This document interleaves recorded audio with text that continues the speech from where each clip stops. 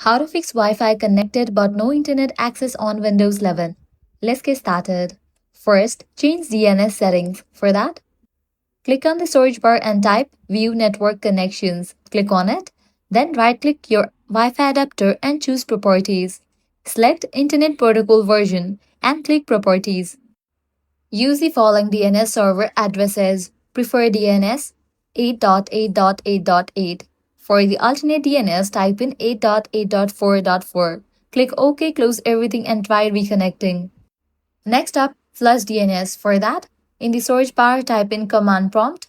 After it appears, click on the option Run as Administrator. Now here type in command prompt ipconfig /flush DNS and hit OK. This will flush your DNS cache, which often resolves connectivity issues. If you're still facing problems, on to fix number 3. Update network drivers. For that, click on Search, then type in Device Manager and launch it.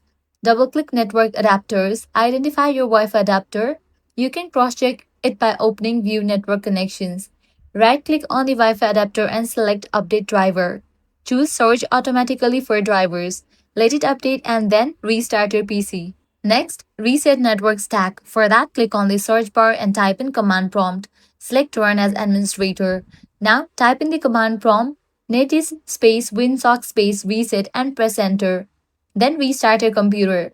This resets your entire network stack, and for most people, this step does the trick. That's it. One of these methods should have fixed your Wi-Fi connected but no internet issue on Windows 11.